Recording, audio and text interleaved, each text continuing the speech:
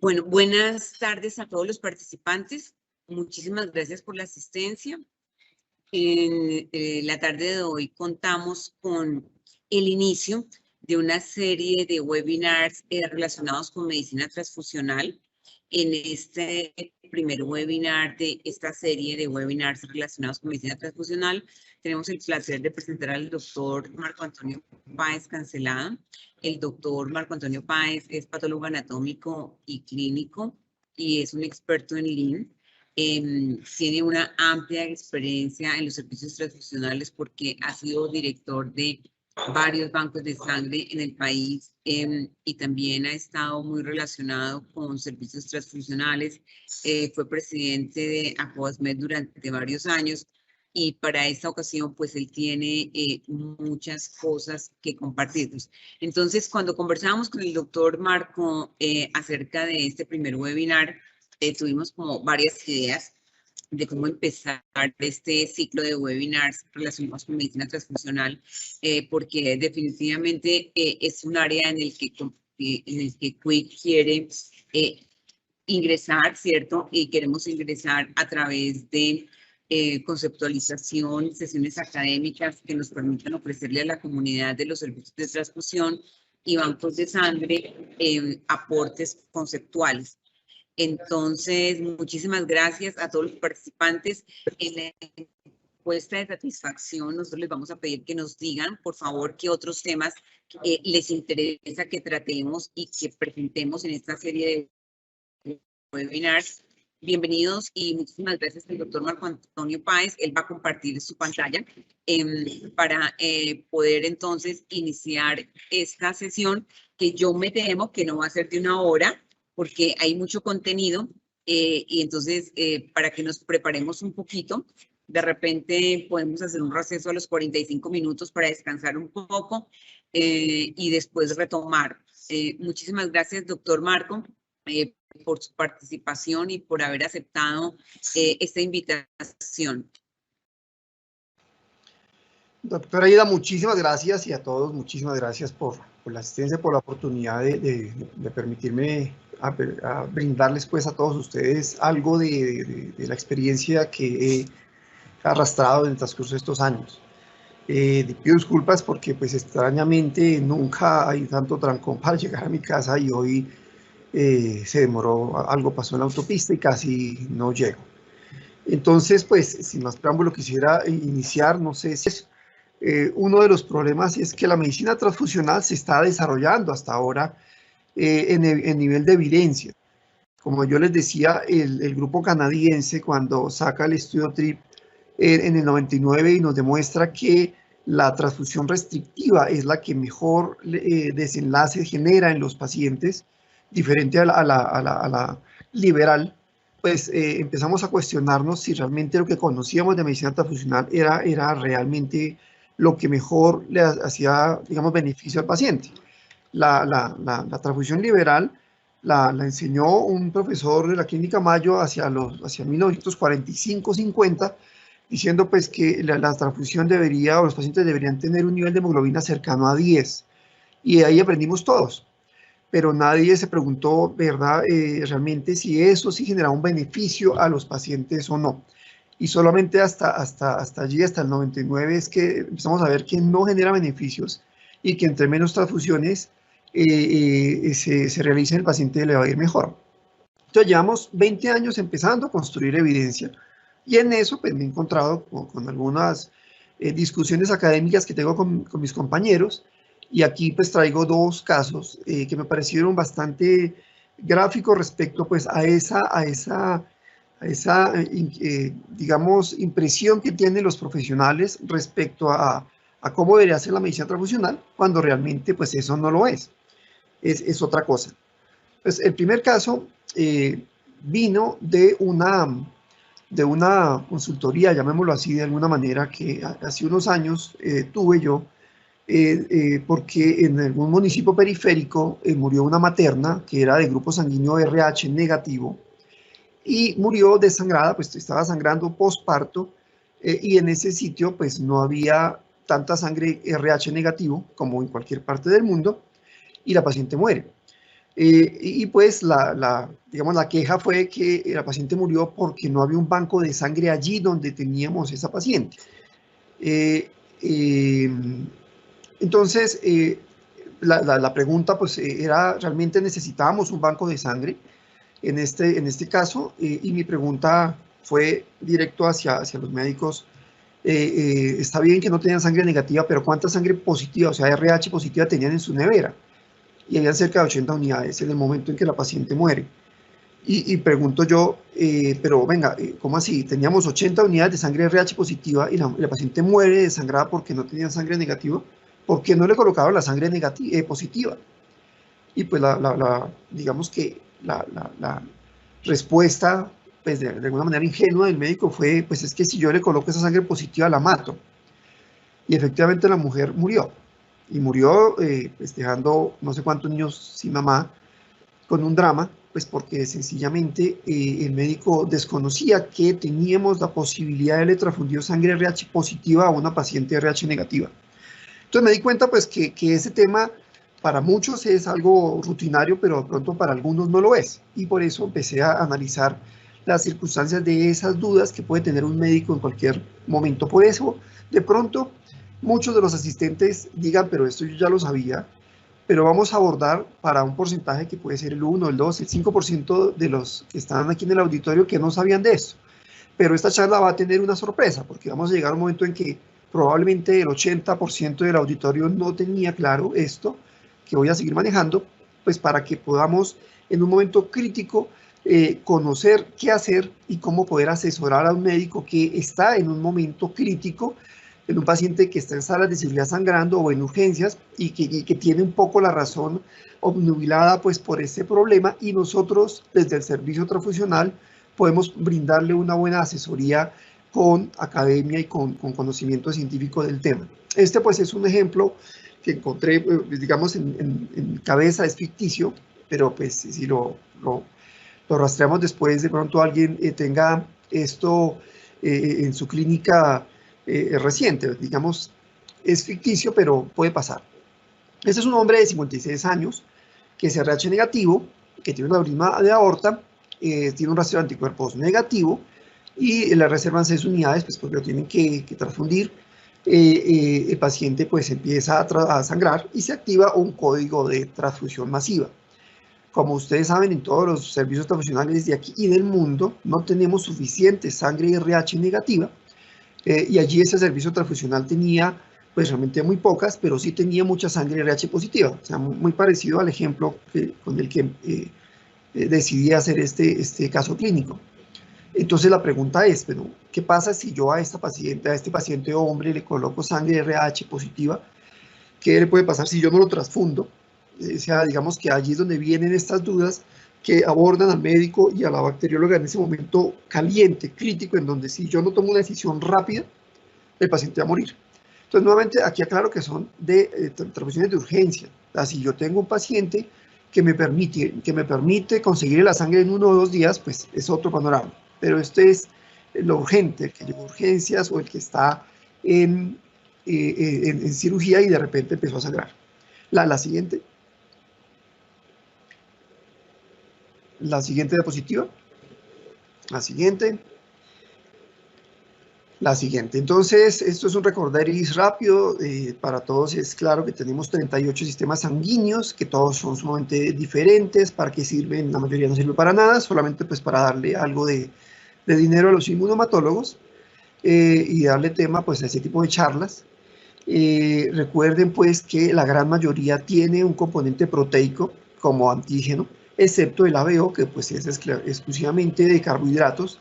Tal vez por esa condición es que el ABO me genera inmunoglobulinas de tipo IgM, y los demás 37 sistemas, es importante que tengamos esto claro, aunque sé que para la mayoría es claro, los antígenos proteicos generan una expresión de inmunoglobulina G cuando tienen una reacción o generan una reacción inmunológica. Inmunoglobulina G y la inmunoglobulina M. Esto marca una gran diferencia respecto al desenlace de una reacción adversa transfusional. La siguiente. Y allí es donde hay la principal confusión. La siguiente, y con eso vamos avanzando, exacto, y otra. Entonces, el médico en general aprendió, independiente de qué especialidad, aprende que si se transfunde sangre que no sea compatible, eso lo puede llevar a un riesgo de hemólisis. Solo que ellos se quedan con la idea de la hemólisis intravascular que se presenta cuando yo transfundo sangre no isogrupo en el sistema ABO. Esa me activa IgM y me genera una reacción hemolítica intravascular aguda inmediata. Y les da miedo eso. Entonces, no entienden que los otros 37 sistemas se comportan de manera diferente. Y es donde tenemos que hacer un poco la claridad a los médicos que es diferente el RH al ABO en su comportamiento. Entonces, ¿qué pasa cuando yo le transfundo a un individuo RH D negativo, sangre positiva o D positiva? Pues van a generarse un anti-D, que no es inmediato. O sea, si nunca se ha sensibilizado, recuerden pues que nosotros nacemos sin ningún tipo de anticuerpo a ningún sistema, que más o menos a los 6 meses de edad ya tenemos los anticuerpos contra el ABO, pero si no nos sensibilizamos, y si no, o que se sensibiliza uno por una transfusión o por un embarazo, no vamos a tener anticuerpos contra los otros 37 sistemas. Entonces, por eso es que yo tengo que sensibilizarme y en el D más o menos me voy a demorar 30 a 35 días en producir un anticuerpo en suficiente cantidad como para generar una reacción. Y por eso es que generalmente no hay una reacción, pues porque para ese tiempo ya esos glóbulos rojos que fueron transfundidos, pues ya son senescentes. Recuerden que pues las unidades le quitan vida al glóbulo rojo porque pues ellos estuvieron ya en refrigeración, etcétera. Entonces ya para ese tiempo los glóbulos rojos que están en circulación son poquitos y pues ya no vamos a tener una reacción hemolítica en ese primer momento. Lo único que vamos a tener es que ahora el paciente se va a positivizar en su rastreo y va a tener un anticuerpo anti-D porque pues lo sensibilice. Pero no todos hacen eso, solamente el 80% de individuos. O sea, ahí tenemos un 20% de individuos que no van a hacer un anticuerpo anti-D. La siguiente. Y estos son inmunoglobulina IG1 y IG3, ¿no? La siguiente. La siguiente, entonces, pues, ¿qué es la inmunización? Pues todos ustedes pues, lo saben, pues es un anticuerpo que el individuo que recibe la sangre genera a un antígeno que es extraño a él. O sea, si yo soy, qué sé yo, un KEL negativo y me colocan sangre KEL positiva, pues yo puedo hacer un anticuerpo anti-KEL y eso es al inmunizarme. La población general normalmente se inmuniza en 2 a un 5%. Está, digamos que esa es como lo normal en la población europea, americana y seguramente pues colombiana. Por diversas razones, porque ya recibió alguna transfusión o por múltiples embarazos, ya tiene algún grado de inmunización y que el comportamiento de casi todos estos anticuerpos se comporta, perdón la redundancia, según esta curva que vemos acá. Vemos una exposición en donde cuando yo transfundo por primera vez, pues se van a producir un nivel de anticuerpo importante, pero por fortuna pues no van a generar una hemólisis porque van a llegar de manera tardía. Pero para nuestro infortunio, la gran mayoría de estos anticuerpos pues empiezan a disminuir en concentración hasta que en algún momento pueden llegar a ser indetectables. Algunos grupos sanguíneos, algunos antígenos perduran en el tiempo y nunca dejan de ser detectables. Por ejemplo, el anti-D yo creo que siempre se mantiene. Es muy raro que él disminuya en el tiempo de tal forma que yo no lo detecte en, qué sé yo, 10 años. Pero otros a medida que pasa el tiempo se van perdiendo y yo ya no voy a poder detectarlos. Más o menos en esta estadística de esta publicación, el 25% se puede perder al mes y de un 60 a un 70% de los siguientes 5 años, dependiendo del grupo sanguíneo. Y los que más problemas generan, pues es el grupo KIT, Luteran y KEL. Nosotros hemos visto, donde yo trabajo, pues inclusive individuos que tienen un anticuerpo anti-E mayúscula del RH, que a los pocos meses ya me generan, ya no los puedo detectar. Y eso me puede llevar al riesgo de causarle una reacción hemolítica tardía porque no logré detectar que él ya tenía un anticuerpo en unos niveles de concentración muy bajos. La siguiente. Entonces, pues, la siguiente, la negatividad, pues, no me excluye que un paciente pueda estar inmunizado, pero más o menos ese es el porcentaje. ¿Quién se lo inmuniza más? ¿Quién hace más anticuerpos contra antígenos, pues, de los glóbulos rojos? Pues, los pacientes que reciben más transfusiones. Eso, digamos, de alguna manera, pues, es lógico. Si yo no recibo transfusión, pues no me inmunizo, pero si yo recibo muchas, pues entre más transfusiones reciba, pues más riesgo tengo de exponerme a un antígeno que pues no tengo en mi sistema sanguíneo. Entonces aquí vemos pues varias enfermedades, casi todas pues obviamente hematológicas, propias de enfermedades de la membrana del glóbulo rojo, que obligan que en el transcurso de la vida de este paciente sea transfundido múltiples veces y el riesgo pues aumenta de que este paciente genere un anticuerpo. La siguiente. Normalmente pues la persona que no recibe transfusiones de manera crónica, sino que recibe una transfusión eventual porque, qué sé yo, tuvo un accidente, una fractura y tuvieron que recibir una transfusión, o en un embarazo que fue de riesgo y recibió una unidad, pues probablemente no vuelva a tener ese riesgo y pues mañana ya no va a ser transfundido y pues el riesgo de la inmunización pues va a ser muy bajo.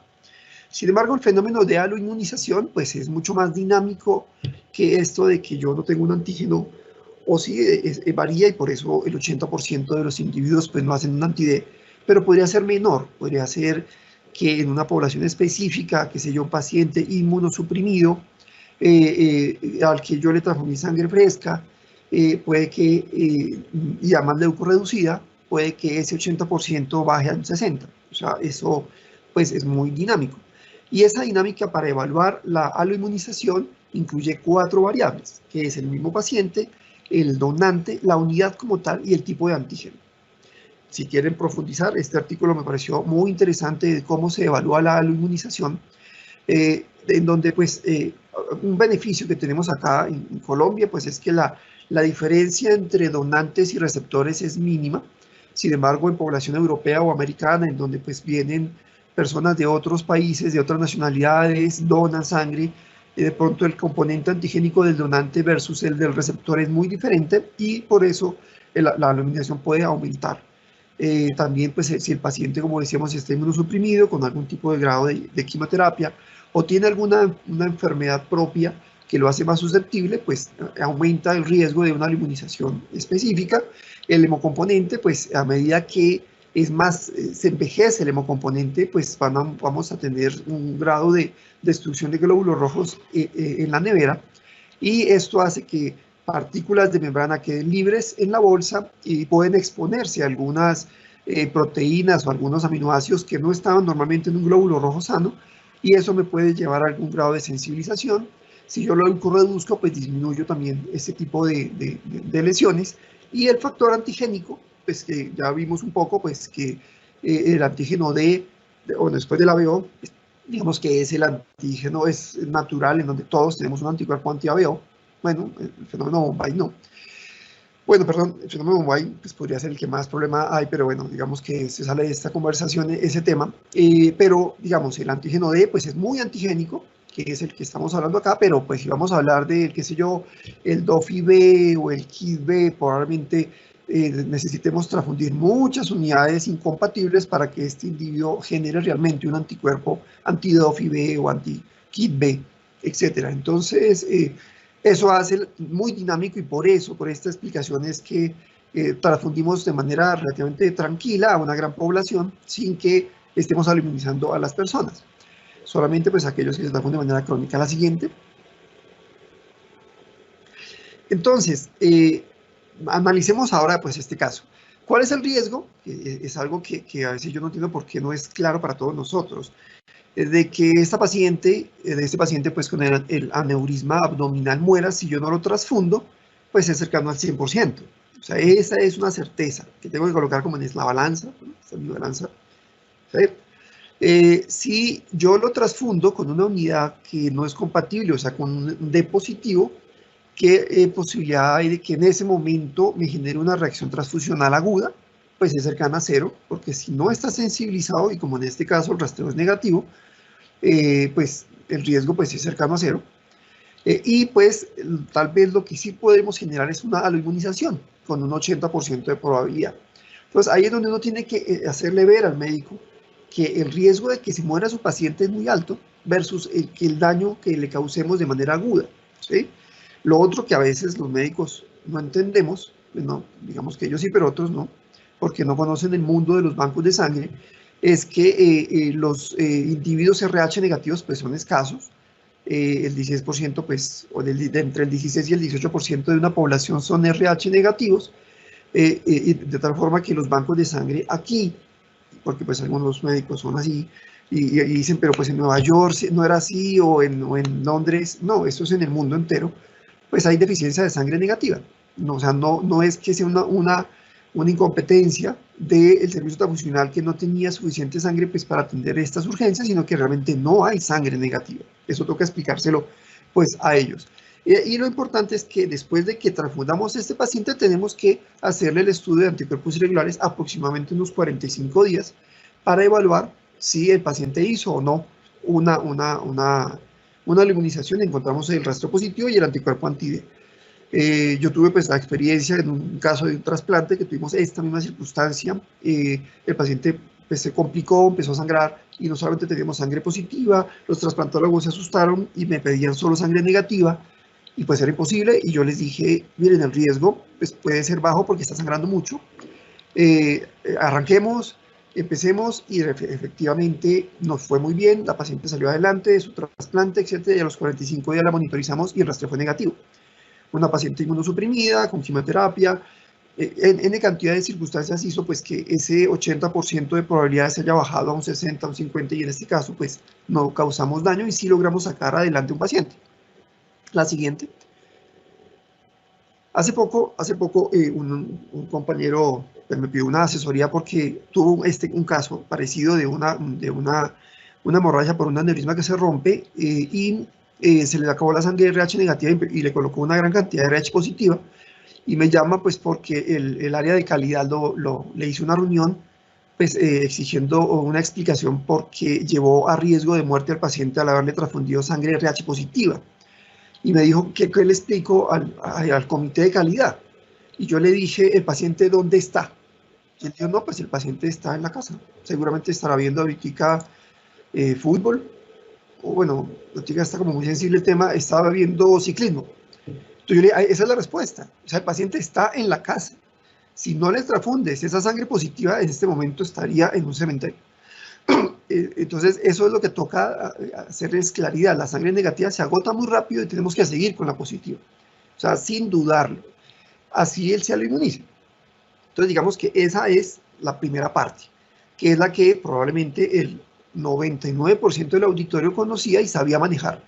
Probablemente un 1% no, y ya queda yo muy contento con que ese 1% ya entienda que con tranquilidad puede transfundir a ese paciente con sangre RH positiva. Pero, pues, digamos que, como decía nuestro ciclista querido, ¿cómo es? Rigoberto Urán, ya pasó lo difícil, ahora vamos a ver bueno, es una palabra que no puedo repetir porque hay auditorio juvenil, seguramente, entre los que me están escuchando. Ahora viene lo complicado. Entonces, esta parte es la que muchos no han analizado y con la que hemos tenido problemas. ¿Qué pasa con este paciente? Si después de que ya lo logró operar, se salvó de su aneurisma roto y luego regresa porque empezó a tener otra vez sintomatología, como si algo le estuviera pasando al implante que le coloqué en ese aneurisma abdominal. Entonces él llega nuevamente, resulta pues que lo tengo que llevar a una nueva transfusión, le transfundo sangre RH negativa porque se está descompensando y de repente lo voy a tener que llevar a cirugía. Le reservo 2 unidades porque no creo que vaya a ser una cirugía muy compleja, porque ya lo tengo controlado, pero estando otra vez en cirugía, otra vez el aneurisma se rompe, el implante, lo que ocurre allí se vuelve una catástrofe. Entonces otra vez lo llaman al servicio transfusional desesperados pidiendo sangre. El servicio transfusional, pues como nosotros en los servicios somos proactivos, muy dinámicos, dijimos, ¿qué tal que tengamos un problema? Tengamos un pool de unidades, entonces tengamos 6 unidades negativas, pero me están pidiendo un montón de unidades más. Entonces, otra vez quedo yo en una circunstancia en donde ya agoté toda mi sangre RHD negativa y lo único que tengo ahora es un montón de positivas. ¿Qué hago? ¿Le mando ahora la sangre positiva? Entonces, este es ya un panorama un poco más complicado. El paciente es RHD negativo, ¿cierto? Y tiene el rastreo positivo y tiene un anticuerpo anti-D. O sea, si yo le coloco sangre RHD positiva con un anticuerpo que ya tiene, pues ya me va a hacer una reacción. ¿Sí? Ya no voy a esperar 35 o 40 días para que haga una reacción tardía, que sería una inmunización. En este caso, de la manera relativamente más rápida, él va a hacerme una reacción hemolítica. ¿Qué hago? Nuevamente aquí viene la pregunta. Aquí tuve pues una discusión con una especialidad pues que no quiero traer a colación pues para no entrar en controversia con los hematólogos. Bueno, o sea, con una profesión médica que en su momento, en una circunstancia parecida a esta, le comenta al clínico que si le transfunde sangre RH de positiva a este paciente, lo va a matar. Lo va a matar, entonces independiente de su sangrado, lo va a matar. Entonces yo nuevamente traigo pues a reflexionar este tema. Con el grupo, con el sistema sanguíneo ABO, como yo digo, esa regla no se debe incumplir jamás. O sea, yo no puedo colocar sangre incompatible ABO porque llevo una hemólisis intravascular inmediata que empieza a los 5 minutos de empezar a transfundir sangre incompatible. Tenemos solo un colchón, una ventanita que es el recién nacido de 0 a 6 meses en donde todavía no tiene tanto anticuerpo y podríamos eventualmente transfundir sangre no isogrupo ABO, pero eso es un riesgo.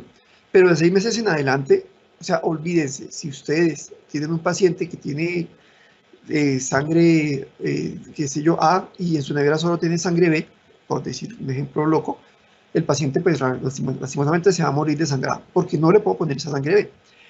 Pero hay otros 37 sistemas que no obedecen esa misma política, y el RH es uno de ellos. Entonces, ¿qué voy a hacer al respecto? Entonces, miremos un poco el análisis de esta circunstancia en donde ya hay muchos que no la manejan. La siguiente. Entonces, lo primero, la siguiente, es analizar pues, las inmunoglobulinas. O sea, tener completamente claro pues que el antígeno azúcar como tal es el que me estimula la IgM, o sea, ABO. Los demás 37 sistemas me estimulan IgG. Obviamente hay algunas variables, algunas, digamos, circunstancias completamente exóticas en donde de pronto algunos grupos, por ejemplo el Lewis, me pueden generar IgMs. Sí, pero eso es más bien exótico. O sea, lo que realmente ocurre es que los otros 37 sistemas me estimulan inmunoglobulinas G y la inmunoglobulina M. Eso ya empieza a marcarme una diferencia. Y es que el RH se caracterizaría por hacer una hemólisis extravascular y no como el ABO intravascular. Entonces no vamos a tener un cuadro agudo y es lo primero que tendríamos que darle claridad al médico. La siguiente. Y pues todo viene del tema de la activación de complemento. Si se activa complemento hasta la fase final en donde la proteína C5 de la cascada de complemento se vuelve C5b y de allí sigue en ese camino sin reversa, en donde termina en la molécula MAC, que es la que genera la hemólisis, pues vamos a tener hemólisis de esa célula, que puede ser intravascular. Por fortuna, pues la inmunoglobulina G pues sí me activa complemento, pero no me lo activa hasta la fase final en el gran porcentaje de circunstancias. De tal forma que lo que garantiza o lo que favorece al unirse las inmunoglobulinas a estos glóbulos rojos y activarme en fases iniciales el complemento es la opsonización vía fagocitosis de esos glóbulos rojos y hemólisis extravascular en los macrófagos que están ya sean cómo es que se comportan las reacciones transfusionales hemolíticas tardías según uno de los modelos de hemovigilancia que a mí más me gusta, que es el inglés. Pues muchos conocen el informe SHOT, que pues cada año se está reportando, el de este año no ha salido, que nos reporta cómo se comportó, que nos informa pues cómo se comportó la hemovigilancia en Inglaterra en el año pasado. Por ahora el más vigente pues es el del 2019, en donde vemos pues que las reacciones transfusionales hemolíticas, la flecha se bajó tal vez por el tema de la gravedad, eso fueron el año 2019 49. De estas 49, solo 23 fueron tardías, las otras fueron agudas. Entonces, vemos pues, la proporción de este tipo de reacciones en un modelo que vigila de manera adecuada las transfusiones. Y si transfundieron ellos entre 3 y 4 millones de hemocomponentes este año, pues la incidencia de este tipo de reacciones es extremadamente baja. La siguiente. La siguiente, otra vez. Ahora veamos la mortalidad, porque pues allí era como la incidencia. En mortalidad, pues la mortalidad no aparece, no es la causa más probable de mortalidad en estos casos. Vemos pues que en los últimos 10 años pues la mortalidad se enfoca en otras vías de transfusión, y ustedes ven que la sobrecarga circulatoria es la que sigue dominando, y es algo muy de que no calculamos los volúmenes transfusionales. La segunda pues son las demoras en iniciar la transfusión, que es algo relativamente nuevo, y que pues estamos trabajando en el mundo porque esto empiece a disminuir, porque nos estábamos demorando mucho en iniciar una transfusión. La siguiente. Y pues en el 2019 hicieron un reporte de un caso muy parecido al que estoy trayendo a colación, de tantos casos de morbilidad que tuvieron, bueno, de los 23, pues este fue uno de ellos, y se trata de una mujer RH negativa, que fue transfundida con sangre RH positiva, tenía un aneurisma aórtico abdominal, tiene una hemorragia masiva y entonces tienen que transfundirla de manera urgente. Ella pues tiene un rastreo de anticuerpos negativo y por eso le colocan sangre positiva, pues porque realmente seguro se les acabó la negativa. 6 días después de este evento transfusional y de esta cirugía, se encuentra la paciente que hace un aumento en sus bilirrubinas, se aumenta la deshidrogenasa láctica y la hemoglobina desciende mucho. El CUM se vuelve positivo y hay un deterioro de la función renal. Posteriormente la mujer, y digo posteriormente, o sea, no se murió, informa que en uno de sus embarazos el rastreo había sido positivo. O sea, este es uno de los casos en donde por razones diversas se negativizó el rastreo. Probablemente esto había ocurrido, ella tiene 70 años, y en sus embarazos, o sea, ya había pasado 20 o 30 años de que le habían dicho en un embarazo que tenía rastreo positivo. Entonces ya con tantos años seguramente ya la carga antigénica de anti-D era muy baja, el servicio transfusional no lo detecta, y pues después hace la reacción hemolítica que ustedes ven, se comporta como una típica reacción principalmente extravascular hemolítica, porque la hemoglobina bajó, la bilirrubina aumenta, el CUM se pone positivo, y tiene un componente intravascular porque hay un problema de función renal y la deshidrogenasa láctica se aumenta. La siguiente. Entonces, casi que todas estas reacciones adversas transfusionales tardías tienen componentes mixtos. ¿Cuáles son los antígenos que más se encuentran? Perdón, los anticuerpos, pues. Los anticuerpos anti-KIT A, DOFI-A son los que más se encuentran, que son los que más se vuelven silentes. Esto, digamos, todos los años Inglaterra reporta, aquí traje los últimos 2 reportes, de cuáles son los que me pueden generar más riesgo de no detectar y generarme una reacción, digamos, hemolítica tardía. El D, pues es raro. En nuestro ejemplo, pues lo estamos llevando de manera activa al paciente a causar una potencial reacción hemolítica tardía. La siguiente. Pero recuerden, todos estos grupos sanguíneos se comportan parecido porque todos me activan IgGs, todos son de alguna manera proteicos, algunos tienen algún componente de algún azúcar, pero se comportan todos activando IgGs, y por eso digamos que el desenlace de una hemólisis extravascular es lo que más se observa en ellos. ¿Cuáles son me muestran los hallazgos clínicos? O sea, tiene una orina oscura que me habla acerca de que hay hemoglobinuria, o sea, hay algo de reacción hemolítica intravascular, hay fiebre, dolor de tórax, hay escalofrío, disnea, y el rigor, pues que yo siempre lo he interpretado como ese dolor de espalda tan característico de una reacción hemolítica aguda intravascular. ¿Y qué es lo que vemos? Pues si cae la hemoglobina, súbitamente aumenta la bilirrubina, principalmente a expensas de la directa, que me ayuda a pensar pues que se trata de una hemólisis extravascular. El CUM se hace positivo, la deshidrogenasa láctica se sube, que me indica destrucción celular, y hay esferocitosis. La siguiente. Entonces, pues si estamos hablando de que me activa la IgG y yo estoy diciendo que la IgG no me activa complemento y no me genera reacción hemolítica intravascular, ¿por qué vemos que tiene un componente mixto? ¿Sí? ¿Por qué me genera eso? Entonces, pues como en todo, pues hay algunas características propias de la IgG. La IgG, pues, cuando solamente me fija inmunoglobulina y no activa complemento, pues me va a generar fagocitosis en el vaso. Pero si activa complemento, llamámoslo de alguna manera, activa de 2 formas, completo o incompleto. Si es incompleto, me favorece la fagocitosis en las células de Kupffer del hígado, o sea, también una hemólisis extravascular. Y un porcentaje pequeño me puede generar activación hasta la fase tardía, en donde se activa la molécula MAC, yo la llamo así molécula MAC, pues que esa es la última parte del complemento que me genera hemólisis. Entonces, un porcentaje sí me podría llevar a un grado de hemólisis intravascular más bajo. No es el del ABO, es una hemólisis mucho más pequeña, mucho más manejable. La siguiente. Y aquí viene otro concepto que pues, seguramente muchos lo manejan, que no solamente estamos hablando de una hemólisis intravascular o extravascular, que es claro, sino que podemos hablar de una hemólisis intracelular y una hemólisis extracelular.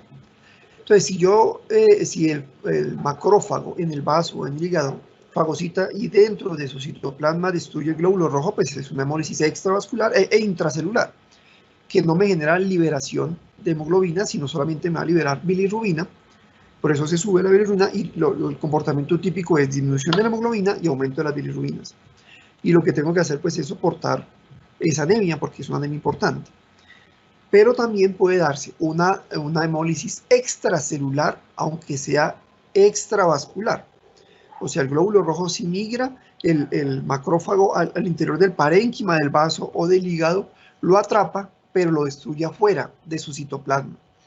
Sí, ahí es cuando se fijan algunas de las proteínas del complemento sin llevar a permitir pues, la fagocitosis completa, y entonces eso favorece la liberación de hemoglobina por fuera del citoplasma del macrófago, que al final va a permear el citocáliz pues, y va a salir hacia el lecho vascular y tendríamos hemoglobina. Eso me explica un poco por qué voy a encontrar algo de trazas de una reacción hemolítica aguda en estos pacientes. Y otros, pues lastimosamente, se van a dar sí dentro del lecho vascular, vía linfocitos, que me van a generar la hemólisis intravascular. Entonces, son dos tipos de componente. La siguiente. Dios mío, tenemos plazo, avanzo rápido, ya son las 7, empecé muy tarde, voy a acelerar un poco. Entonces, tenemos dos vías, pues vía fagocitosis o vía una hemólisis intravascular. Por fortuna tenemos unos inhibidores de la proteína MAC, que es la proteína CD59, y recuerden que para poder activar el complemento, las inmunoglobulinas tienen que estar tan cercas como una de la otra de 32 nanómetros para poder activar complemento, y eso pues no se da. La siguiente. Sin embargo, pues hay algunas circunstancias particulares en donde se potencia la posibilidad de activar mi complemento en algunas enfermedades, como aquí vemos, y dos características muy particulares de la inmunoglobulina G. La inmunoglobulina G, sobre todo pues para luchar contra bacterias y contra algunos microorganismos, se puede volver un hexámero o puede caminar. La siguiente, que es algo que es muy particular en ella. ¿Cómo es volverse un hexámero? Pues que 6 inmunoglobulinas se pegan. Al unirse 6 inmunoglobulinas, me activan complemento, se comportan de alguna manera como una IgM. Y pues ya activando el complemento, pues destruyen la célula. Por fortuna, esto en grupos sanguíneos no se da, pero sí se da atacando a bacterias u otro tipo de microorganismos. Pero podría llegar a ocurrir un tipo de característica de esta con la inmunoglobulina G. Y la otra, la siguiente, es que ellas pueden caminar. Eso es algo muy particular. Cuando yo tengo mucho antígeno sobre la superficie de la célula que estoy atacando, la inmunoglobulina G, por eso le llaman las caminantes, pueden caminar y llegar hasta un punto en donde se acercan más allá de 32 nanómetros y me generan activación de complemento. Sí, depende de la densidad de antígenos. Por fortuna, los grupos sanguíneos no tienen una concentración de antígenos tan alta. El más digamos, alto pues es el grupo sanguíneo A, del antígeno A del ABO, pero ni siquiera él pues tiene esa capacidad. Entonces eso también es algo que no se ve mucho en la medicina transfusional. Siguiente. Pero pues sí hay un porcentaje de riesgo de que tengamos trazas o un porcentaje de hemólisis intravascular. Varios estudios, pues inclusive en modelos animales, llegan a la conclusión que lo que más se ve con el D es una hemólisis extravascular. Inclusive hay un estudio en donde individuos D positivos le colocaron anti-D y encontraron pues que la hemólisis era extravascular. Yo no sé cómo es que aceptaron este estudio, de pronto están en la cárcel porque pues como le vamos a colocar eso a un paciente, pero hay un estudio que permitió que a estos individuos le colocaran este tipo de, o vieran pues ese tipo de hemólisis. La siguiente, entonces conclusión, el anti-D me genera una hemólisis extravascular, principalmente.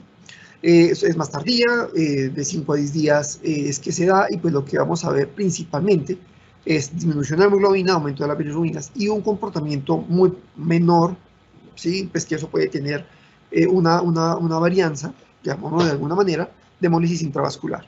Entonces aquí es donde yo me pregunto, o bueno, yo no, donde pues algunos médicos, a medida que el médico se hiperespecializa, pues tiene capacidad de leer más artículos y encuentra esos artículos raros en donde hay un caso en 1.000.000 de X cosa, y él tiene muy claro ese caso de 1.000.000 y a veces nos confundimos en que pronto eso sea el universo. Por ejemplo, con las vacunas del COVID, pues es un ejemplo muy claro que pues en algún sitio 30 personas hicieron una reacción a la vacuna versus 20 millones, o no sé, no, perdón, 1.000.000.000 que se han vacunado, y pues uno dice, uy, ¿qué tal que a mí me dé? Pero el riesgo es extremadamente exótico. Entonces, algunos médicos conocen de algún caso porque leyeron en la literatura, qué sé yo, en el Journal de Medicina Tropical de Alaska, que existe 1 o 2 casos de.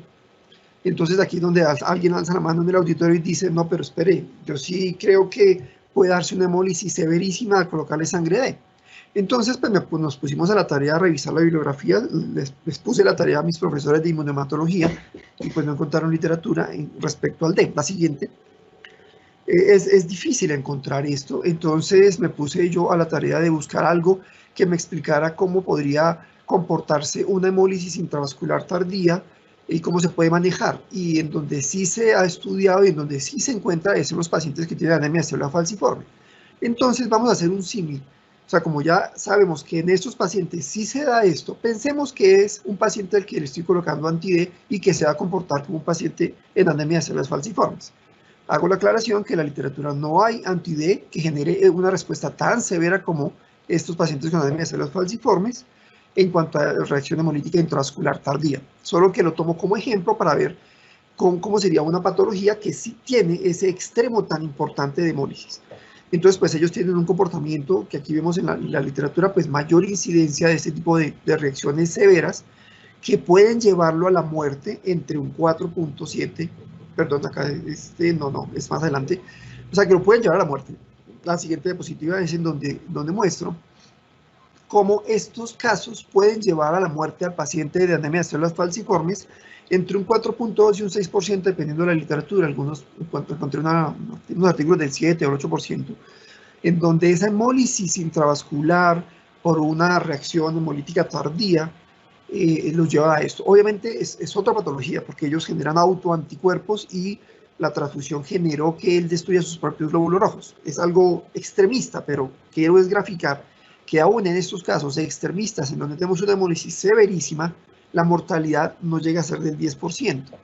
Entonces, nuevamente, esta tesis de que si yo le transfundo sangre D positiva a alguien que ya está sensibilizado, lo voy a llevar a la muerte con un 100% de certeza, pues está equivocada. No tenemos evidencia de eso, y cuando miramos en estos casos tan complejos como un paciente de anemia de células falciformes, a lo sumo tendríamos una mortalidad del 10%. Como el D es muy, o sea, no me genera autoanticuerpos, o sea, el anti-D tiene una clínica mucho más benéfica que esta, pues probablemente la mortalidad, si pudiéramos estudiarlo, si tuviéramos suficiente literatura para analizar estos casos, de pronto estaría en el 1 o en el 2%.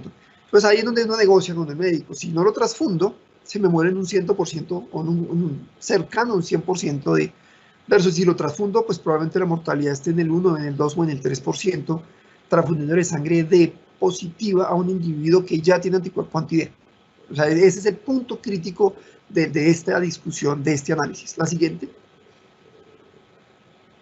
Esto pues sencillamente es una hemólisis intravascular para graficar cómo es la molécula MAG, que se hace un poro para que todo lo que está intra y extracelular se comparte, y por eso es que las membranas se destruyen y por eso la bacteria o el glóbulo rojo se destruye. La siguiente.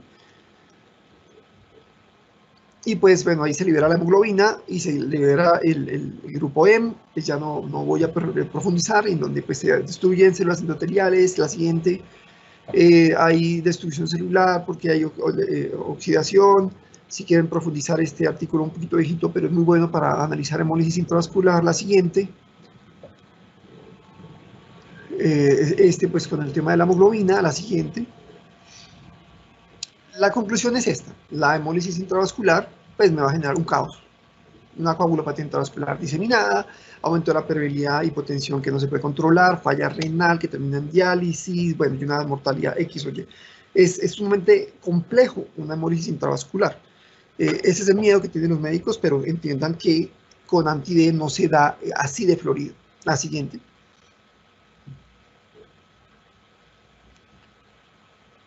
Entonces, en estos pacientes de anemia de células falciformes, ¿cómo los manejan? Porque la mortalidad pues, es del 6%. Pues, digamos, en este caso, el paciente se le transfunde. Esta gráfica pues, me muestra en esta, la parte T, me dice que está la transfusión, el paciente fue transfundido, llegó a un nivel de hemoglobina de 11, pero en el día 12 más o menos se bajó tan dramáticamente su hemoglobina que llegó como a nivel de 3. Lo tuvieron que volver a transfundir, pero ya aquí diagnosticaron pues, que estaba haciendo una hemólisis porque se aumentó la deshidrogenasa láctica, las bilirrubinas indirectas se aumentaron y le empiezo a manejar. ¿Con qué se maneja? Con inmunoglobina intravenosa, eculizumab, que es un anticomplemento, un medicamento anticomplemento muy bueno para estos casos. Inmunosupresores, eritropoyetina con el rituximab, eritropoyetina y esteroides. Y a los pacientes les va muy bien, o sea, con medicamentos podemos manejar la hiperhemólisis de los pacientes con anemia de células falciformes. O sea, este podría ser un tratamiento de un paciente hipotético que tenga una hemólisis por un anticuerpo anti-D, en este caso de que ya tenga esos anticuerpos y le transfunda sangre D positiva. La siguiente.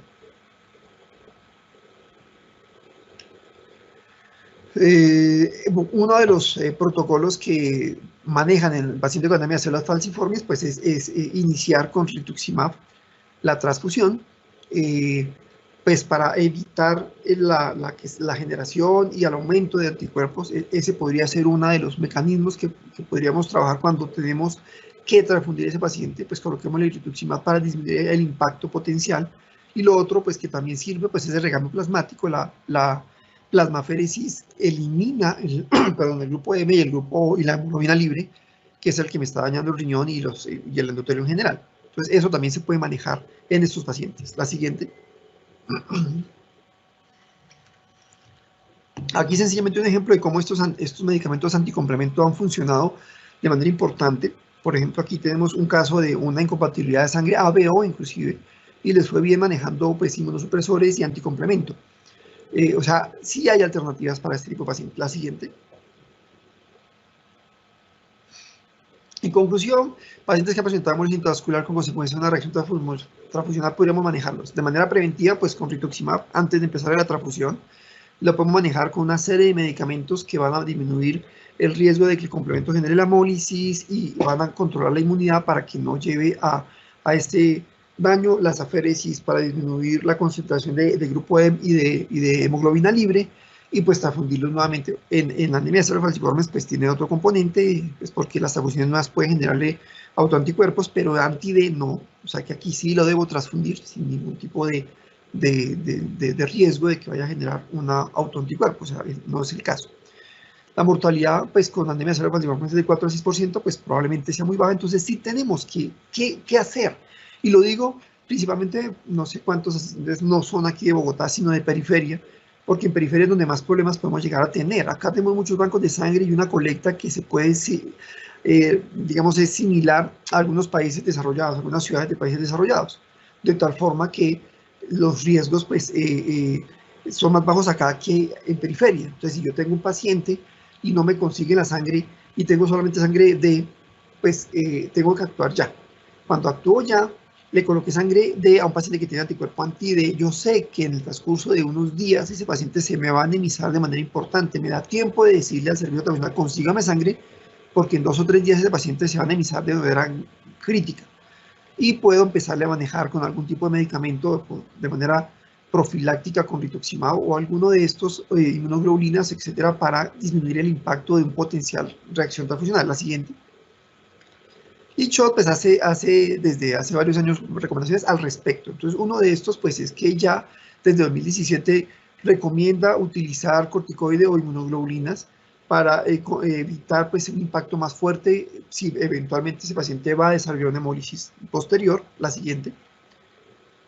En el 2018 pues hablan acerca de que el estudio tiene que incluir eludados pues para poder identificar los anticuerpos que pueden generarme este tipo de reacciones. La siguiente. Y esta última me gustó mucho, pues porque digamos que es como la conclusión de esta charla. Es que Schott dice, no hay que suspender la transfusión en estos pacientes a los que yo sé que tiene un anticuerpo y no tengo otra unidad diferente a la que tiene el antígeno para el cual el paciente tiene el anticuerpo. Aquí es genérico, porque pues nuevamente les digo, los otros 37 sistemas se comportan de manera similar que el RH, que el anti-D, pues. O sea, si tenemos un paciente que tiene anticuerpo anti-KID o anti-DOFI o anti cualquier otro, y no tenemos la posibilidad de conseguirle sangre KID o DOFI negativo, o KID negativo o D negativo, pues transfundamos para salvar la vida de este paciente en una situación crítica, y después nos da unos días, horas, para poder planificar un tratamiento para una eventual reacción adversa transfusional.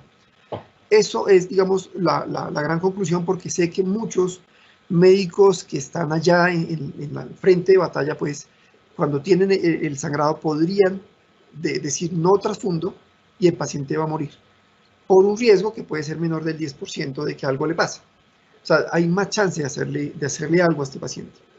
Con eso pues termina esa primera parte, son las 7:19, no sé, Aida, si continúo con la segunda parte. Y mirar si seguimos con el segundo caso clínico.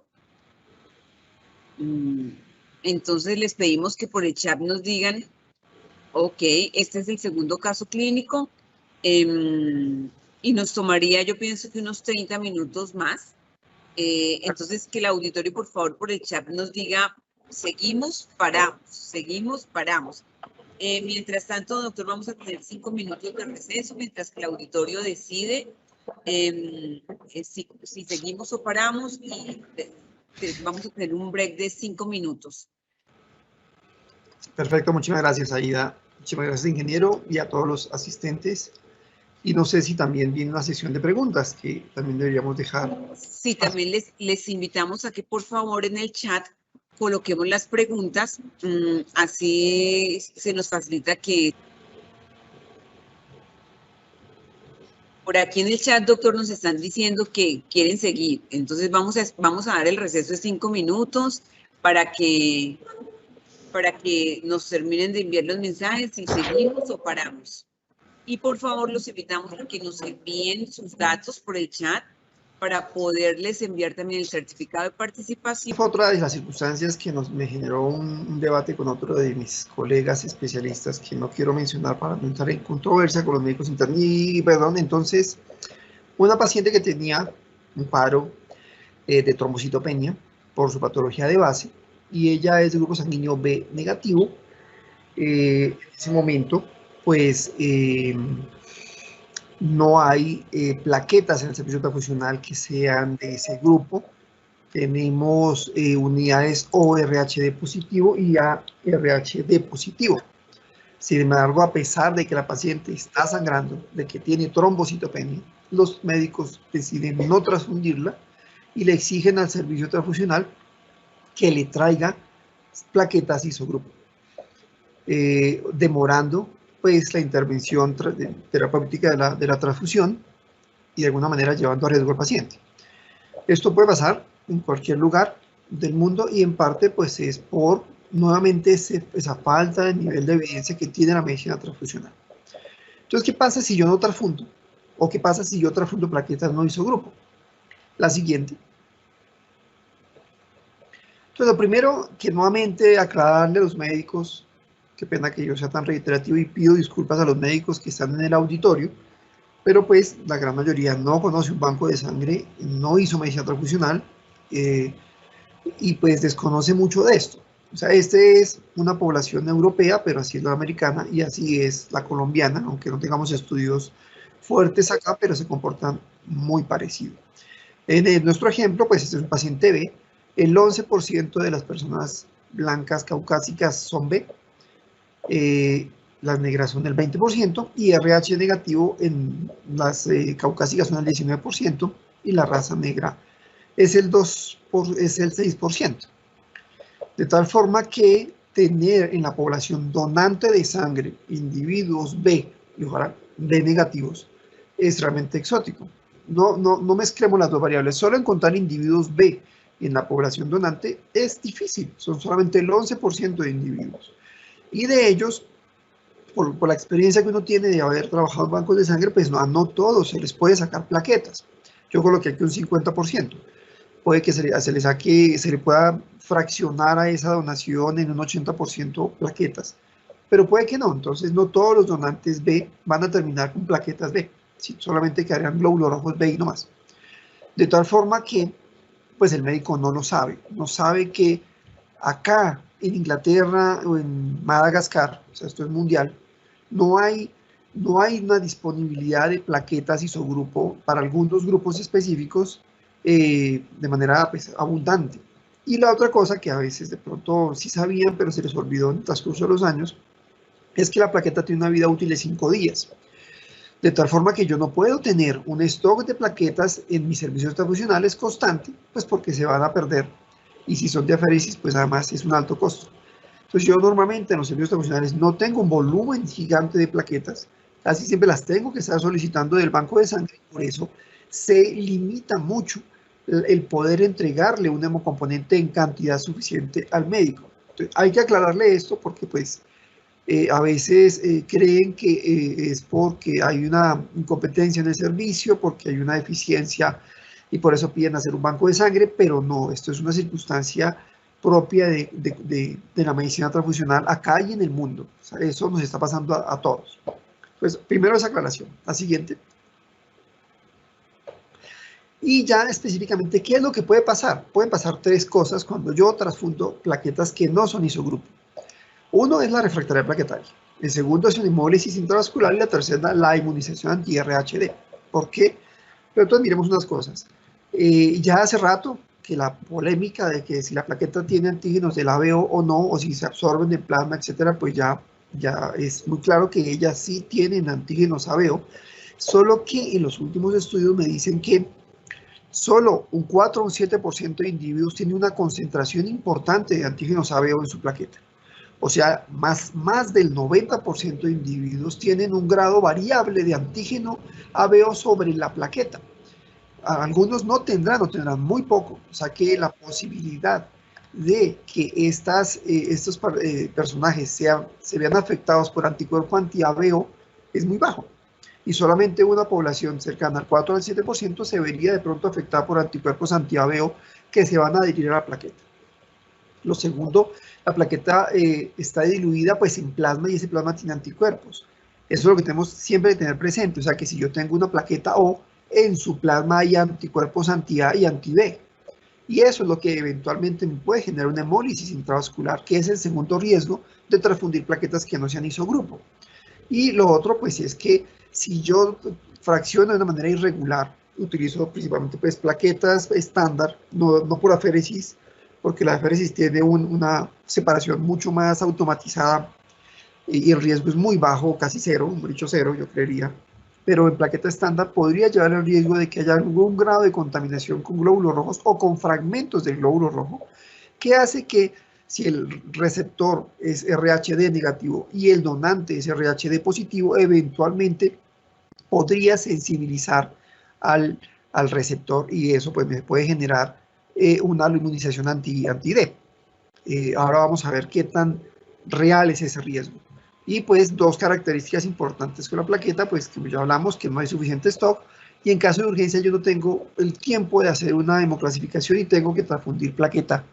O sea, podría o debería transfundir plaqueta no isogrupo. La siguiente.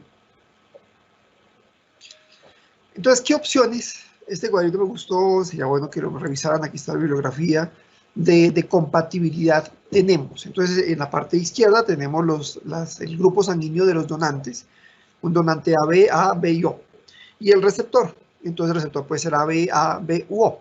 Y ahí vemos el grado de incompatibilidad que podríamos llegar a tener. Miremos, por ejemplo, el del AB. Bueno, digamos el del A que está allá abajo. Entonces, la plaqueta es A, y se la estoy transfundiendo a un individuo que es AB. Entonces, el individuo no tiene anticuerpos contra esa plaqueta. Por eso es que ahí se coloca menor, ¿sí? Pero la plaqueta tiene anticuerpos anti-A. entonces hay algún grado de incompatibilidad menor. Es idéntica, pues si se transfunde de isogrupo A.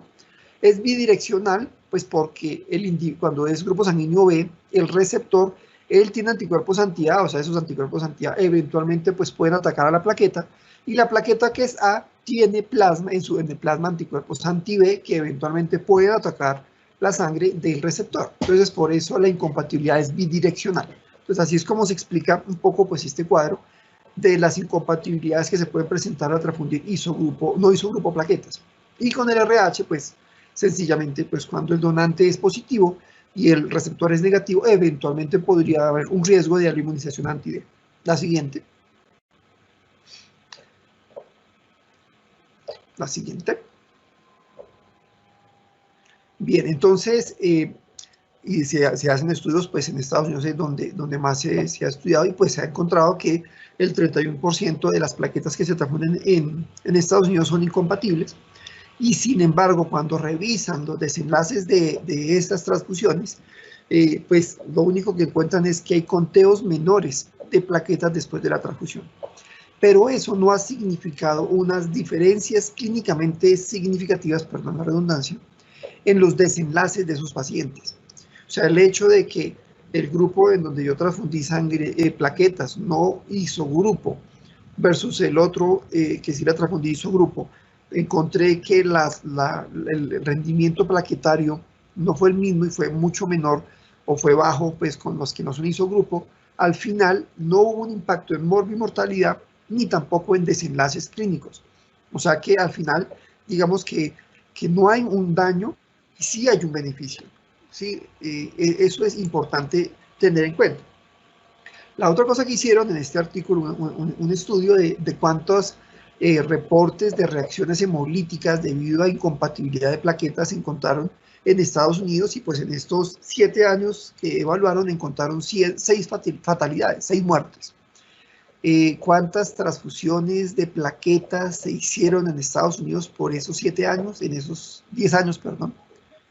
Pues realmente, ya no tengo la cifra, pero pues el riesgo de estas mortalidades pues es del 0,01%, es exótico, y de pronto lo tendría que mirar punto por punto qué fue lo que pasó en estos 6 casos, porque se presentó eso, pero es exótico, extremadamente raro que eso pase, casi que no deberíamos contemplarlo. Y ahora vamos a mirar en qué momento sí deberíamos contemplar el anticuerpo que va en el plasma de esa plaqueta. El siguiente. La siguiente. Bueno, entonces, ¿cómo evalúo yo la refractariedad plaquetaria?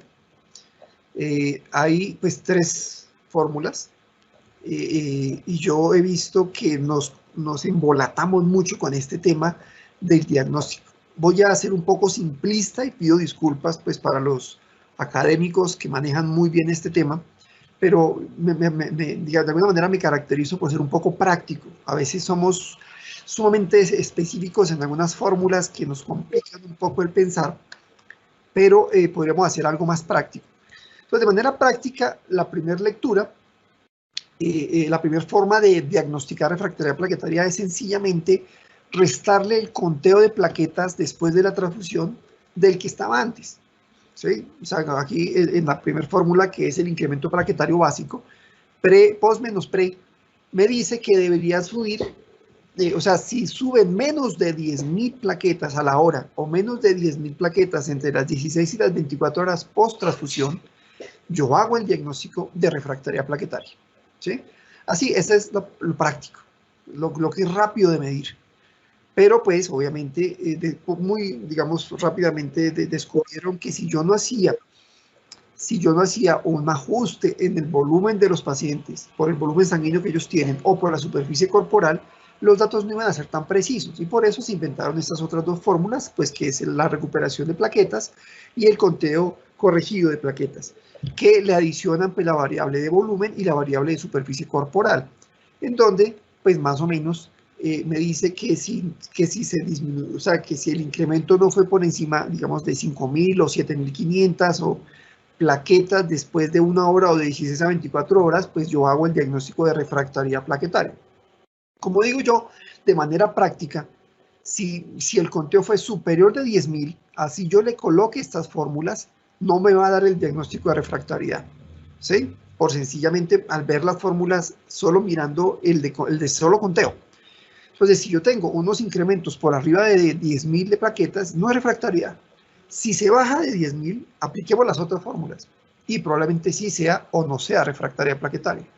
Pero antes de eso, pues digamos que nos estamos complicando en un montón de fórmulas que pues, se manejan. La siguiente. Entonces, para profundizar un poco, las fórmulas, esta es la del recuperamiento, la recuperación de plaquetas, las primeras 24 horas.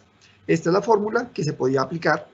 Y la siguiente fórmula, la siguiente diapositiva, es el conteo corregido, que extrañamente es el que en los artículos, la siguiente diapositiva, en los artículos es el que más se menciona. Pero entonces, cuando se revisa, los estudios dicen que esto se tiene que hacer 2 lecturas, o sea, en 2 transfusiones consecutivas, y pues aplicando esta fórmula. Diagnosticando pues que el conteo estuvo por debajo de 5.000 plaquetas por microlitro. Entonces, yo digo, es que se vuelve un poco impráctico. Primero la fórmula, pues yo tengo que metabolizarla, entender, hacer un poco de recordar mi cálculo de bachillerato y la calculadora, bueno. Y además, pues tengo que transfundir dos veces al paciente para hacer el diagnóstico de refractariedad.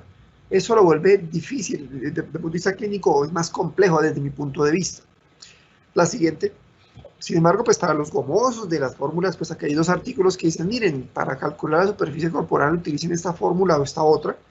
Me pareció bastante peculiar decir, pues que yo la calculo si multiplico 0,007184 por la altura a la 0,725 por el peso a la 0, bueno, o sea, los gomosos lo podrían hacer y seguramente es una fórmula que se vuelve automática, se graba en un Excel y es rápida de hacer. Y seguramente para los pediatras esto es sumamente rápido.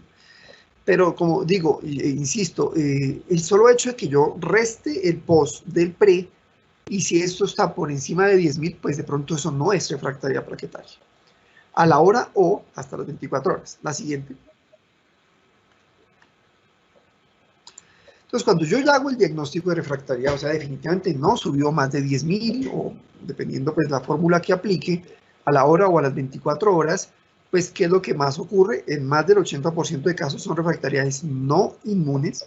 O sea, tengan eso también presente, porque siempre que el médico piensa en refractariedad, siempre piensa en inmune. Y yo no entiendo por qué está eso así. Lo más frecuente es no inmune. Y las causas inmunes que pues, son variables. Perdón, la siguiente.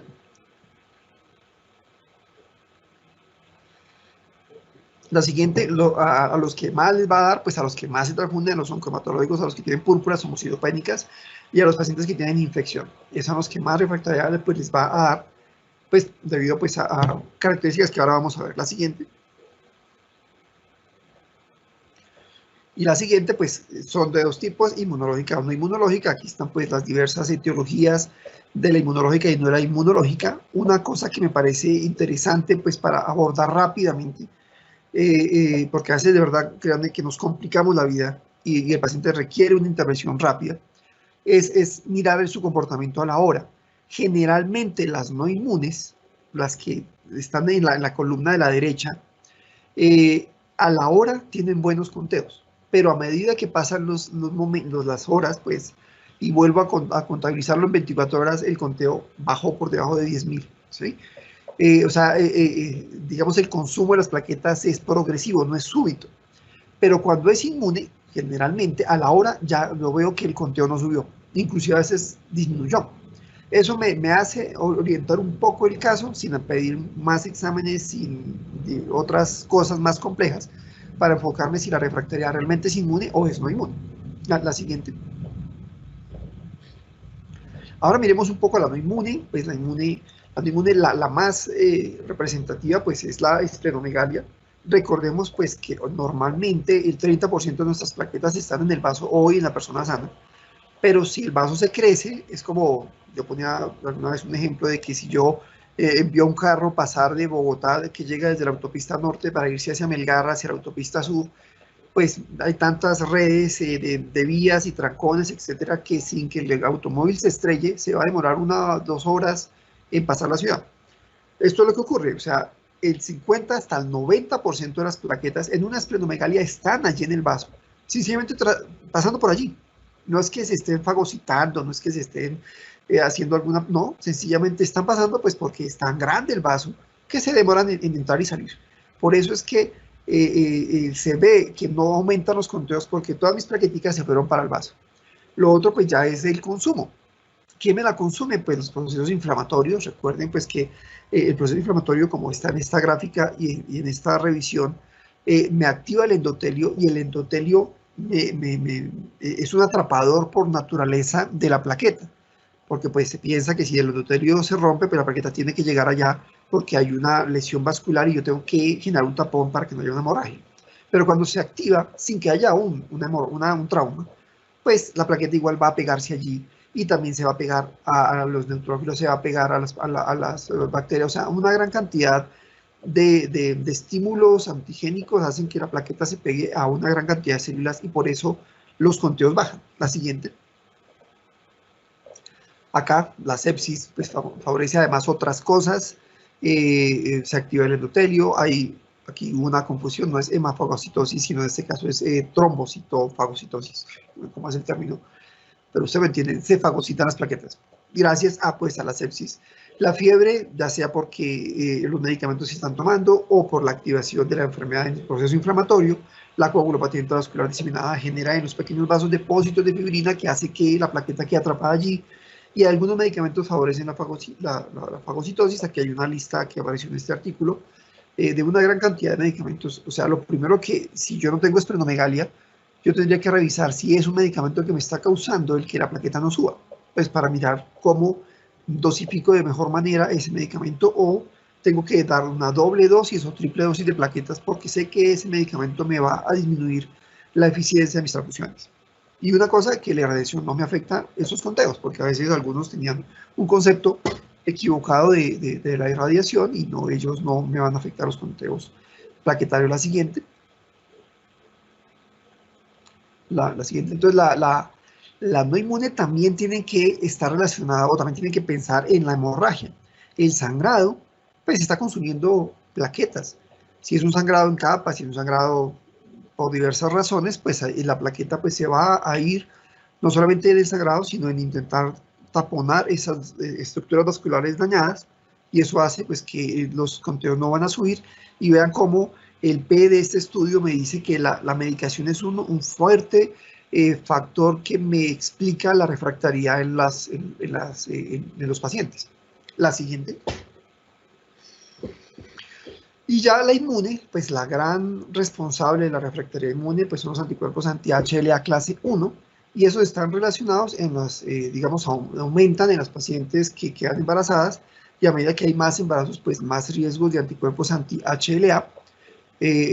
Como aquí vemos, en un solo embarazo yo ya podría, bueno, una mujer ya podría tener un 11% de riesgo de tener ya anticuerpo anti-HLA, y si ya hay más de 4, pues aumenta si tengo unas transfusiones múltiples a medida que transfundo más. Por eso los que más riesgo tienen de refractaria pues son pacientes hematológicos, y ese es el principal. Los otros, los antígenos plaquetarios, si bien es cierto, pueden generarme algún grado de refractaria, son más raros. 2 al 8% de los pacientes multitransfusios se les encuentra un anticuerpo antiplaquetario, pues, pero son también más infrecuentes. El de la BO, que es lo que quiero discutir en esta charla, será que genera refractaria, y hay otras proteínas que me pueden generar anticuerpos anti-CD36 que me pueden también llevar a refractaria.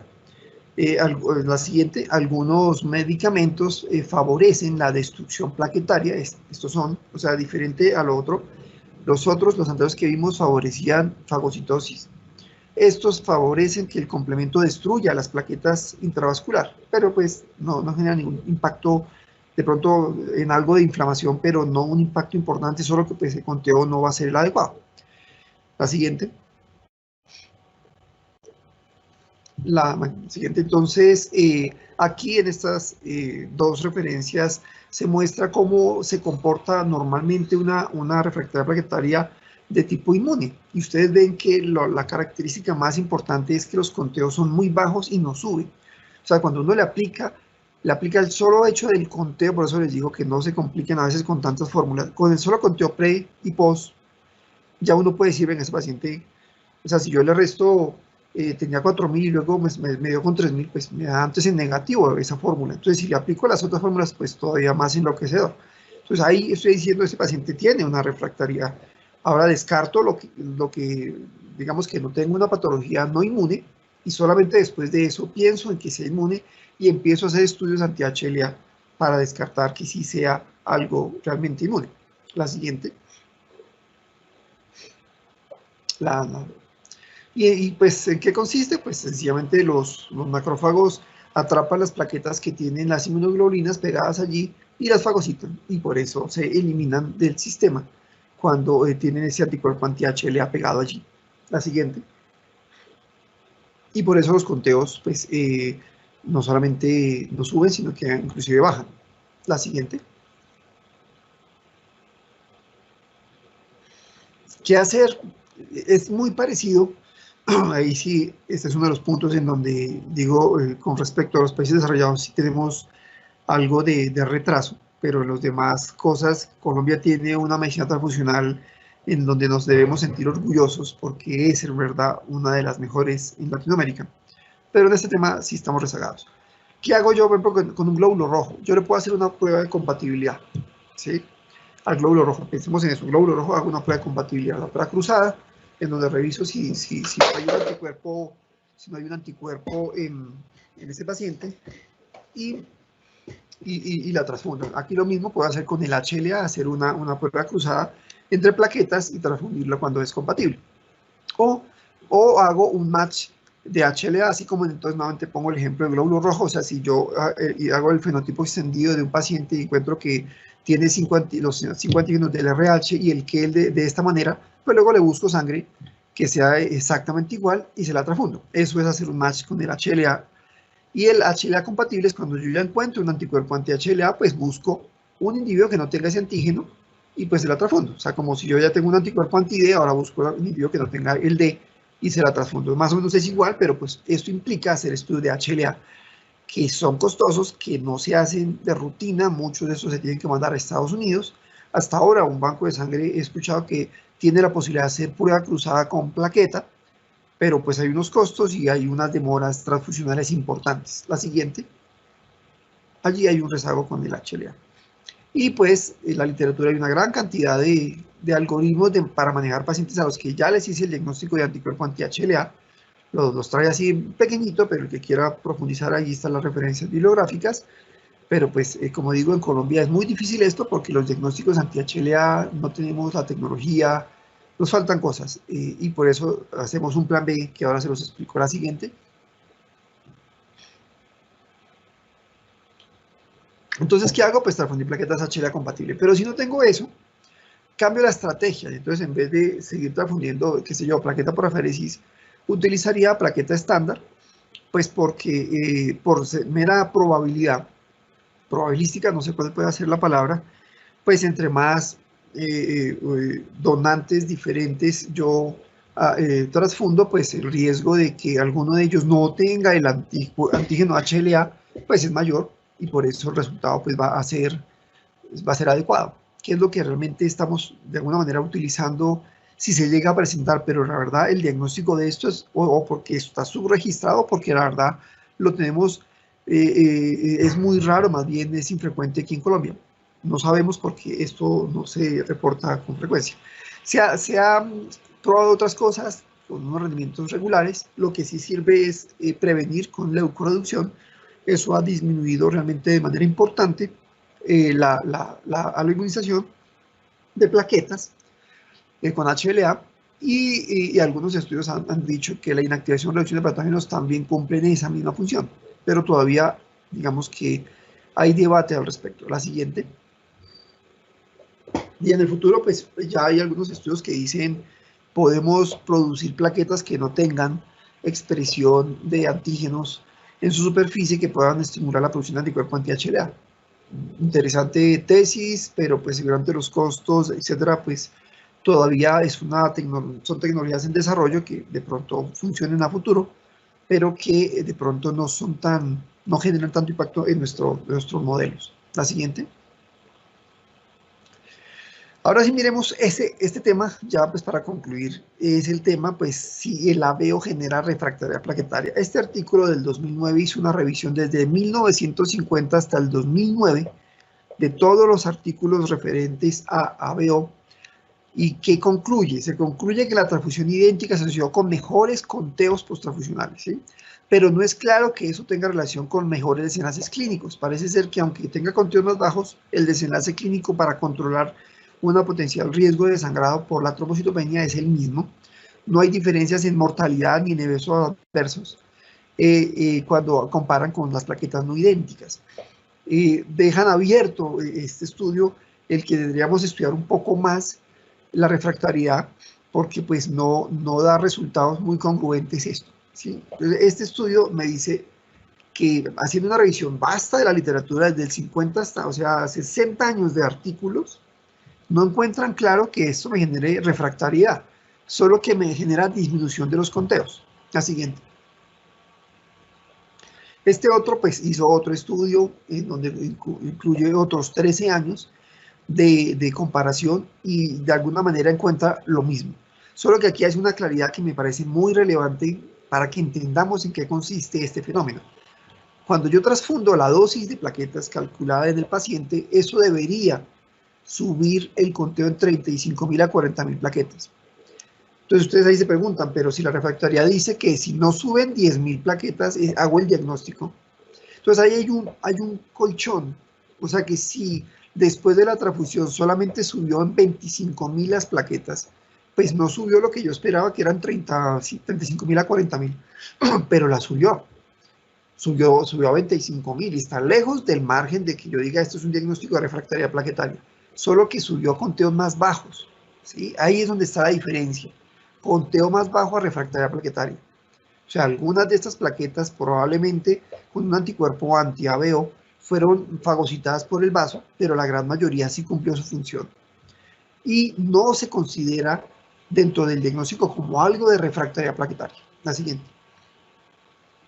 Entonces uno se pone a mirar, pero entonces, ¿quién fue el que dijo que esto es refractaria plaquetaria?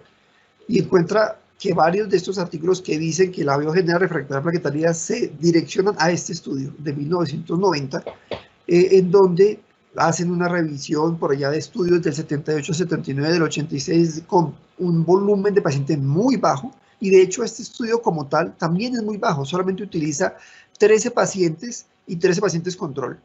Solo 13 pacientes, o sea, con un total de 26 pacientes, es que la evidencia médica dice el ABO genera refractaria plaquetaria. Entonces ahí es donde yo digo, estamos construyendo evidencia en la medicina transfusional. Desde mi punto de vista, con esta evidencia tan marcada de tantos estudios que se han revisado, lo que yo concluyo es que la transfusión no isogrupo de ABO me genera menores conteos de plaquetas, pero no me genera refractaria plaquetaria. Entonces, ¿qué podría yo hacer? Recalcular y de pronto transfundir más plaquetas, pero la otra cosa que dicen todos los estudios es que aunque genera conteos más bajos, ninguno demuestra que eso tenga peores desenlaces clínicos o aumento en morbimortalidad en los pacientes. O sea, es independiente si el conteo fue más bajo, el resultado fue igual de bueno que el otro. Entonces, casi que deberíamos olvidarnos de que transfundir no isogrupo ABO me genera un riesgo en el paciente desde el punto de vista de trombocitopenia y riesgo de hemorragia. ¿Sí? La siguiente. Ese entonces, para concluir lo de la refractaria plaquetaria, yo personalmente no creo en refractaria plaquetaria ABO, sino que hay disminución en los conteos. Y no es que yo lo diga, sino que en la revisión de la evidencia médica no encontramos eso. Pues ahí podríamos generarle debate a los médicos cuando, pues porque un artículo lleva al otro artículo, lleva al otro artículo que dice que genera refractariedad, pues la verdad no está. ¿Dónde está el artículo que me dice, mire, tantos dieron refractaria plaquetaria porque se subió menos de 10.000 el incremento plaquetario? No hay esos artículos, no los encuentran. Y pues si los encuentran, pues agradezco, me retroalimenten, pues porque no los hemos encontrado. Ahora, en cuanto, y ya voy a terminar, en cuanto a hemólisis, aquí hay otro estudio en donde revisaron 30 años, ¿cuánto es esto? 40 años, y se encontraron como 20 casos de hemólisis por transfundir no isogrupo, de unas millones de plaquetas transfundidas. Entonces realmente el riesgo es muy bajo, muy bajo. La siguiente. Pues lo importante de aquí están, pues para cuando quieran revisar la literatura, la siguiente diapositiva, pues ahí traje sencillamente pues para que lean cómo son los comportamientos, pero si quieren revisen en este artículo del 2007. La siguiente. La siguiente. La gente ya está agotada. Bueno, la reacción es muy baja. La siguiente. La cantidad de muertes pues es exótica. Y pues yo diría que lo que tenemos que tener es presente que si yo voy a transfundir unos volúmenes importantes, pues como está ese plasma donde viene la plaqueta, pues ahí sí tendríamos que analizar si llevo a riesgo. Y siempre buscar que la plaqueta esté diluida en aditivo y no en plasma. Ahí donde pues, la plaqueta por aféresis tiene una ventaja, pues porque las de estándar, a no ser de que yo haga pools de plaquetas, que lastimosamente con tristeza lo digo, no lo hacen aquí en Colombia, solamente conozco una entidad, pero en Europa es el estándar. Deberíamos transfundir pools de plaquetas. Son exactamente igual que una aféresis, pero mucho más barata y tiene unas ventajas gigantes como que yo podría inactivar esas plaquetas a un costo mucho más bajo que una plaqueta por aféresis. Pero es otro tema de otra charla. La siguiente.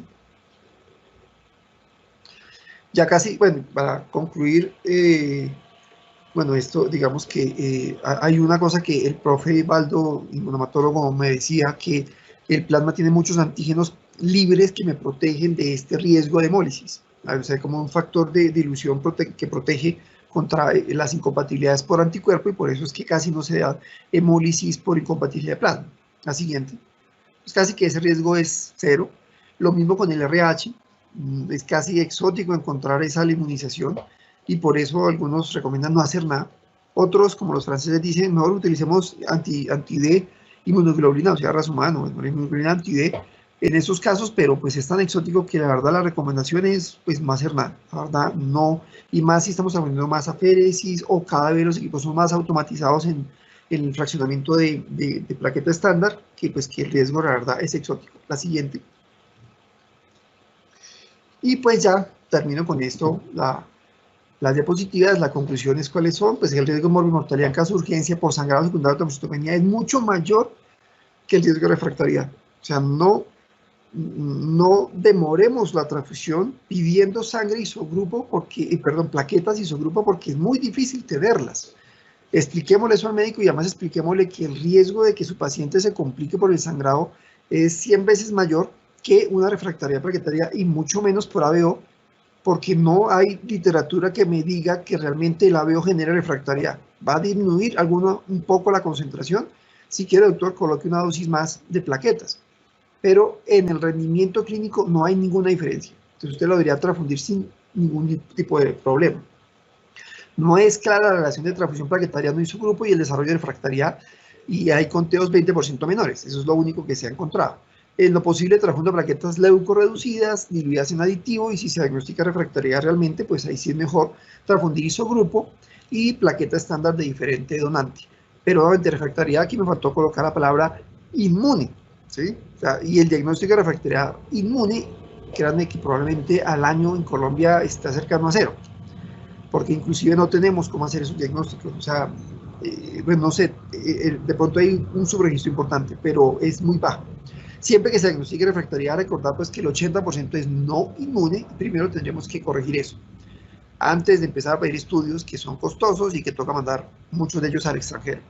El riesgo de hemólisis es muy bajo, o sea que casi que ni le paremos bolas a eso. Solo cuando usted va a transfundir muchas plaquetas, ahí sí ya deberíamos de pensar en colocar isogrupo, porque ya la concentración de anticuerpos pues va a ser mayor. Y también en el RH no se distraigan, el RH no afecta para nada, el riesgo de eliminación de RH es exótico, o sea que no se preocupen, transfundan plaqueta no isogrupos sin ningún tipo de problema. Esa es para mí la gran conclusión. No demoren esos pacientes, expliquen a los médicos que no es fácil conseguir plaquetas, menos en tiempo de pandemia donde no hay donantes, y si acaso tengo unas pocas plaquetas para que ahora le ponga una variable de consígame sangre isogrupo. Eso la verdad no me genera ningún beneficio clínico y sí un gran riesgo de que el paciente se complique. Y con esto termino, pido disculpas nuevamente por mi retraso, porque se alargó la charla y pues no sé si queda el espacio para preguntas. Sí, doctor. Muchísimas gracias, doctor Marco. Realmente yo viendo, podríamos haber sacado 3 charlas distintas, 3 webinars distintos con los temas que se han tratado acá. Acá tenemos unas preguntas que se han colocado en estas diapositivas del auditorio. Entonces, yo solamente voy a hacer la lectora para que no escuchen solamente su voz. ¿Cuál es la diferencia entre isoinmunización y aloinmunización? Pues ALO siempre tiene que ver con antígenos externos foráneos del individuo. Yo tengo que sensibilizarme a antígenos foráneos. La ISO son antígenos propios, están más relacionados a autoinmunidad o la presencia de, digamos, por ejemplo, del ABO.